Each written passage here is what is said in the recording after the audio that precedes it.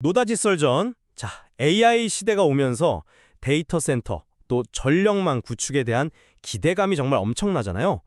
그러면서 LS 그룹의 미래 가치가 아주 뜨거운 감자로 떠올랐습니다. 특히 이 LS 전선을 중심으로 한 이 전력 인프라 사업의 성장세가 정말 무서운데요. 저는 LS가 AI 혁명과 에너지 전환해라는 이 거대한 파도 위에서 전력 사업의 풀 밸류 체인을 완성하면서 명백한 성장 궤도에 올랐다 이렇게 보고 있습니다. 음, 저는 그 장밋빛 전망에 선뜻 동의하기가 좀 어렵습니다. 현재 실적이 좋고 또 미래에 대한 기대감이 큰 건 사실이지만 그 이면에는 우리가 간과해서는 안 될 상당한 위험 요인들이 존재하거든요. 핵심 성장 동력으로 꼽히는 사업들의 결실이 대부분 너무 먼 미래에 있고 그룹 내 다른 사업부들의 취약성도 무시할 수 없는 수준입니다. 오늘 논쟁의 핵심은 바로 이겁니다. LS의 미래, 과연 제시된 청사진대로 완벽하게 구현될 것인가? 아니면 이 화려한 기대 속에 가려진 리스크가 더 큰가? 저는 청사진대로 많이 그 이상으로 구현될 거라고 확신합니다. LS는 AI 데이터 센터와 전력망 확대의 가장 확실한 수혜 기업입니다.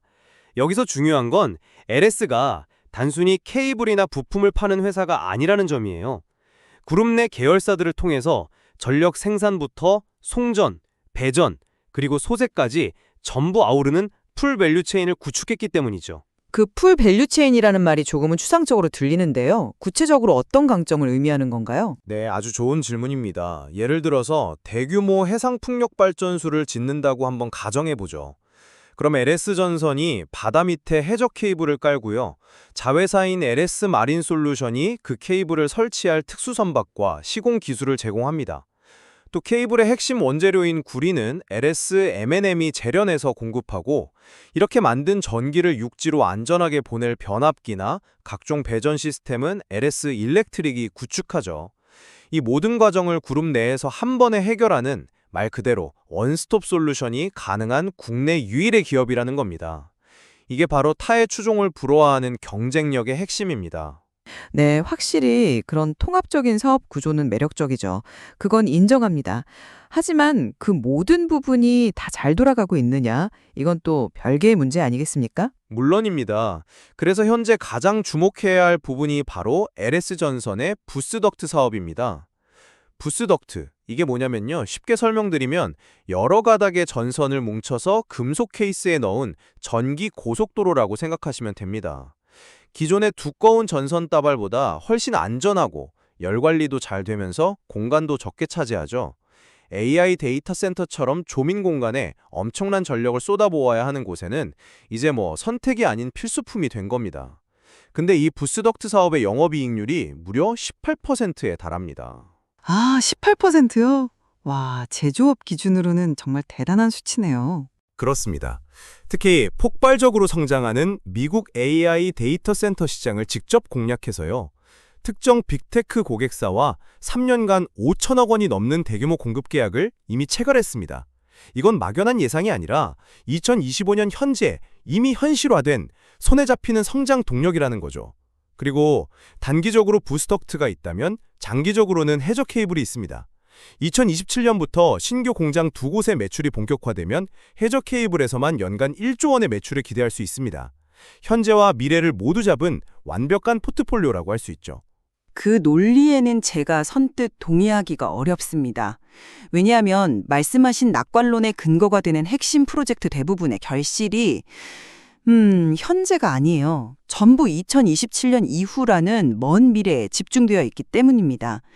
방금 언급하신 해적 케이블 신규 공장 매출 실현도 2027년부터입니다.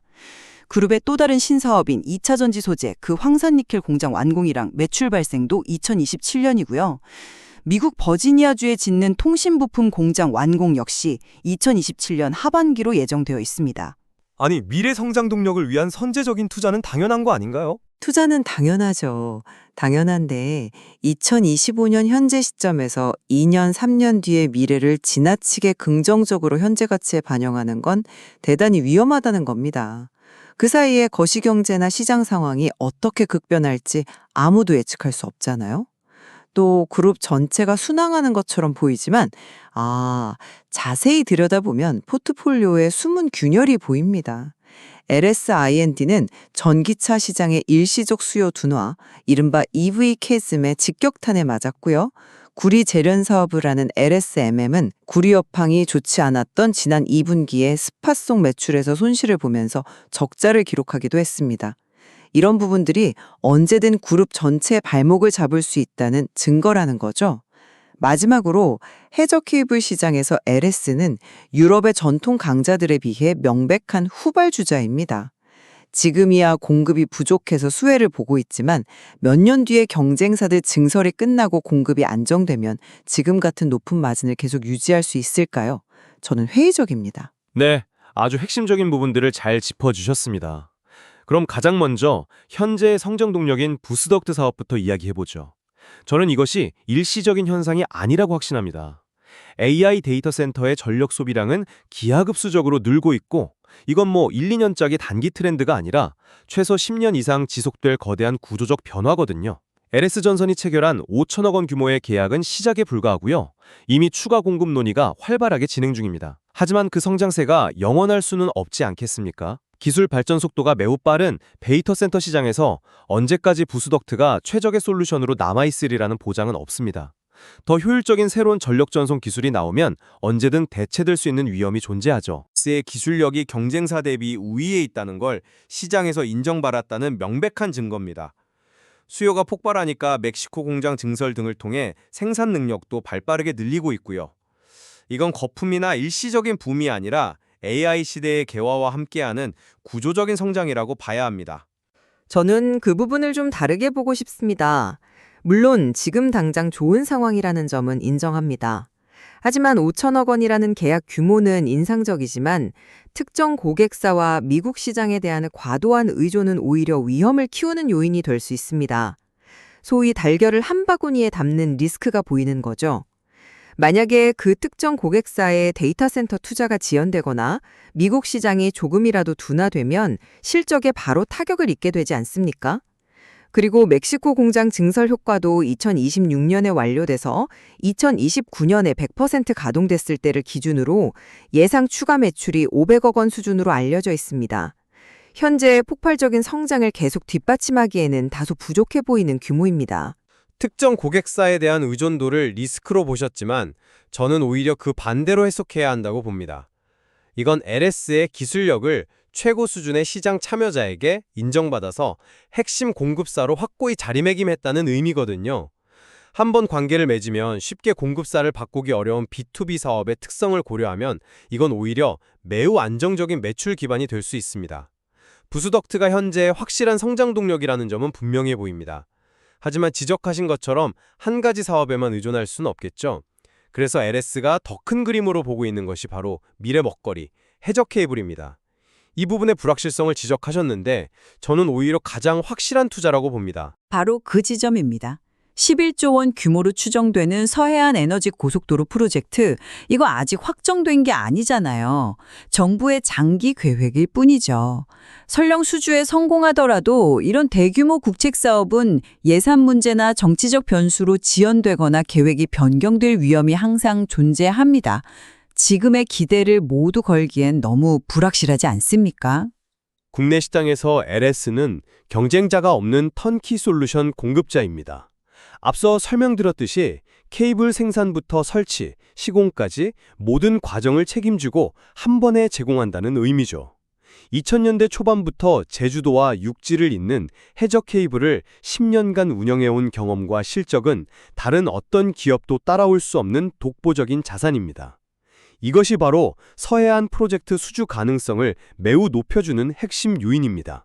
그 턴키 솔루션의 강점이 국내 시장에만 국한될 가능성은 어떻게 보십니까? 해외, 특히 유럽 시장에서는 이미 수십 년간 텃밭을 다져온 현지 강자들의 벽이 훨씬 높을 텐데요. 그들이 명백한 선두주자고 LS는 후발주자라는 사실은 변하지 않습니다. 현재 기대하는 15% 이상의 높은 마진율은 이건 전 세계적인 공급 부족에 기인한 일시적 현상의 가능성이 높습니다. 2, 3년 뒤에 경쟁사들의 증설이 완료되고 공급이 안정화되면 가격 경쟁이 치열해지면서 마진율은 자연스럽게 하락할 겁니다. 그 부분은 다르게 봐야 한다고 생각합니다. 유럽 시장에서 LS는 단순히 힘없는 후발주자가 아니라 공급 부족의 수혜를 받는 기술력을 갖춘 후발주자로 봐야 합니다. 기술력은 이미 세계 수준에 근접했다는 평가를 받고 있거든요. 더 중요한 건 자회사인 LS 마린 솔루션을 통해서 선박을 건조하고 시공까지 직접 수행하면서 원가 경쟁력과 수익성을 동시에 높일 수 있는 독특한 구조를 만들었다는 점입니다. 케이블만 만드는 유럽 경쟁사들이 가지지 못한 강력한 무기죠. 공급 부족이 해소되더라도 시공 능력까지 갖춘 LS의 경쟁력은 여전히 빛을 발할 겁니다. 그 시너지가 해외 시장에서도 통할지는 좀 더 지켜봐야 할 문제고요. 그럼 이제 그룹 전체 포트폴리오의 안정성 문제로 넘어가 보겠습니다. 여러 사업부가 서로 보완하며 시너지를 내고 있다는 주장을 하셨는데 저는 오히려 잠재적 리스크의 총합이 더 크다고 봅니다. 저는 다각화된 포트폴리오가 오히려 변동성을 줄여주는 안정성의 원천이라고 봅니다. 예를 들어 LS I&D의 경우 전기차용 권선 사업이 EV 캐즘 현상으로 잠시 주춤할 때 변압기에 들어가는 에너지용 권선 사업의 호조가 실적을 훌륭하게 방어해주고 있습니다. LS 일렉트릭은 전통적인 계절적 비수기에도 불구하고 미국 전력망 교체 수요 덕분에 수출 호조로 좋은 실적을 냈고요. 여기에 2차 전지 전문기업인 LNF와의 합작 법인을 통해서 전구체 사업이라는 새로운 성장 날개까지 달고 있지 않습니까? 이렇게 각 사업부가 서로의 부족한 부분을 메워주면서 안정적인 성장을 이끌고 있는 모습입니다. 죄송하지만 그 안정성이라는 주장은 받아들이기 힘듭니다. LSMMM의 2분기 적자는 구리 가격이라는 외부 변수에 회사가 얼마나 취약한지를 명확히 보여준 사례입니다.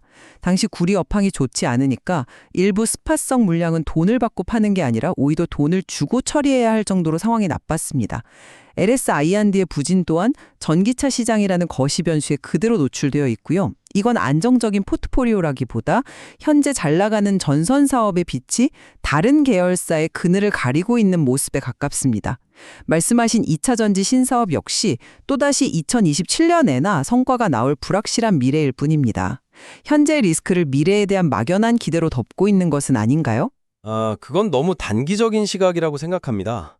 각 사업부는 개별 시장 상황에 영향을 받지만 그룹 전체적으로는 전력과 에너지 전환이라는 거대한 물결 안에서 함께 움직입니다. LSMMM은 단순한 구리 재련사를 넘어서 합작법인의 2차 전지 핵심 소재인 황산 니켈을 공급하는 중요한 역할을 맡게 될 겁니다. LS I&D는 전기차 시장의 회복기에 접어들면 가장 먼저 수혜를 볼 기업 중 하나고요. 단기적인 부침은 있겠지만 전력 인프라와 전교화라는 거대한 방향성 안에서 모든 사업부가 결국에는 강력한 시너지를 낼 수밖에 없는 구조입니다. 이걸 리스크의 총합으로 보는 것은 숲을 보지 못하고 나무만 보는 격이죠. 자, 정리를 좀 해보자면 AI와 에너지 전환이라는 거대한 시대적 흐름에 LS가 올라탄 것, 네, 그건 분명한 사실로 보입니다. 하지만 그 성장의 달콤한 과실을 실제로 수확하기까지는 해저 케이블 신규 공장과 2차 전지 소재 사업이 본격화되는 2027년, 길게는 미국 공장 가동률이 100%에 이르는 2030년까지 기다려야 합니다. 그 2년에서 5년이라는 긴 시간 동안 수많은 변수가 존재하며 현재도 일부 사업부에서는 불안한 모습을 보이고 있습니다. 눈앞의 청사진이 너무 밝아서 그 뒤에 들이온 짙은 그림자를 보지 못하고 있는 것은 아닌지 신중하게 살펴볼 필요가 있다는 것이 제 결론입니다. 저는 생각이 다릅니다. LS는 부스덕트라는 확실한 현재의 캐시카우를 손에 쥐었고 해저 케이블이라는 거대한 미래 성장 동력을 시장에서 선점했습니다. 일부 사업의 단기적인 부침은 전력 풀밸류 체인이라는 거대한 톱니바퀴 안에서 충분히 관리 가능한 부분입니다. 이것은 불확실한 미래에 대한 막연한 베팅이 아니라 다가올 시대를 선도하기 위한 가장 확실하고 준비된 행보라고 평가해야 마땅합니다. 결국 오늘의 논의는 LS의 미래 성장 계획을 기대가 가득한 기회로 볼 것인지 아니면 불확실성이 높은 위험으로 볼 것인지에 대한 시각 차이로 귀결되는 것 같네요. 그렇습니다. 이처럼 하나의 기업을 두고도 다양한 관점에서 깊이 있는 분석이 가능하다는 점이 바로 AI와 에너지 전환 시대가 가진 복잡성을 보여주는 것 같습니다. 오늘 저희가 나눈 이야기 외에도 자료 속에는 더 깊고 다양한 분석들이 담겨 있습니다. 시청자 여러분께서도 여러 관점을 통해 자신만의 통찰을 얻으시길 바랍니다.